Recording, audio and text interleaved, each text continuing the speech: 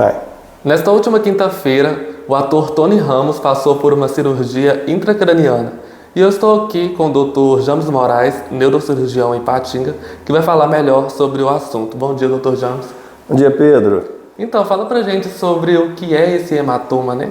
Então, a gente teve essa notícia ontem, né, quinta-feira, de que o ator Tony Ramos foi acometido por um hematoma subdural. Então, o hematoma subdural é uma presença de um sangramento entre o osso do crânio e o cérebro. Então ele fica embaixo da dura mater, é por isso que ele chama subdural. A dura mater é uma membrana que recobre o cérebro.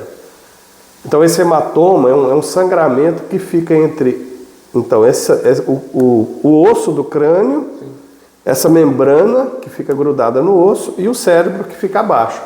Então normalmente ele comprime o cérebro, tá, do paciente e vai levar alguns sintomas que a gente vai falar depois.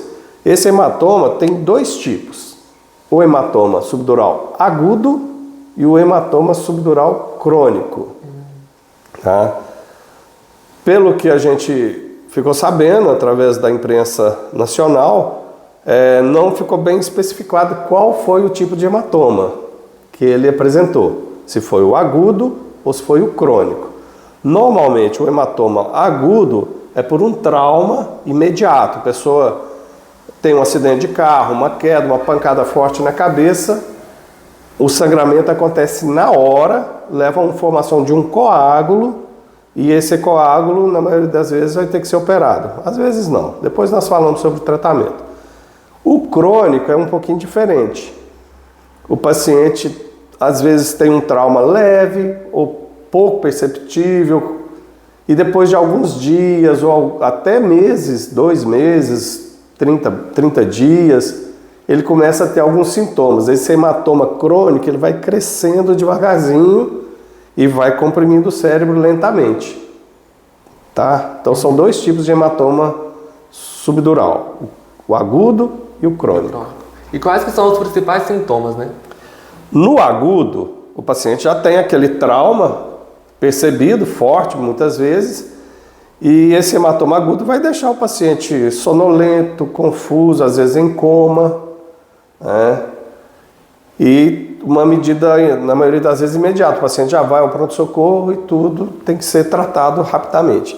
No hematoma crônico, normalmente os sintomas vão aparecendo lentamente. O paciente começa a ter dores de cabeça, começa a ficar confuso. À medida que o hematoma vai aumentando, ele pode ter sensação de dormência no braço, na perna, alteração da fala, pode depois começar a perder a força muscular. Muitas vezes as pessoas confundem até com um AVC, um acidente vascular cerebral. Sim. Né? Então, assim, são sintomas diferentes do crônico e do agudo. Do agudo. E qual a principal forma de tratamento? No agudo, na maioria das vezes é cirúrgico de imediato. É uma emergência cirúrgica. A não ser quando existem os hematomas agudos muito pequenos, que a gente trata de forma conservadora, com repouso, remédio, observação. O crônico, ele também, na maioria das vezes, é cirúrgico. Existem formas de hematoma crônico que a gente consegue tratar com medicamentos, quando eles são realmente pequenos e causam poucos sintomas. Aí são os mais leves. São os mais leves. Aí existem alguns medicamentos que atuam sobre o hematoma e às vezes até espontaneamente o hematoma pode ser reabsorvido pelo organismo, pelo próprio cérebro. Agora, quando o hematoma ele é grande, comprime muito o cérebro e está causando sintomas, é necessário uma cirurgia intracraniana para drenagem desse hematoma. E foi isso que aconteceu com o Tony Ramos. Que aconteceu com o Tony Ramos e foi realizada essa cirurgia, né, pelo Dr. Paulo Niemeyer Filho, que é um neurocirurgião muito conhecido no país, no meio neurocirúrgico. Essa cirurgia foi realizada lá no Rio de Janeiro. Sim. Acompanhe o portal da cidade de Patinga e fique por dentro das principais notícias do Vale do Aço e região.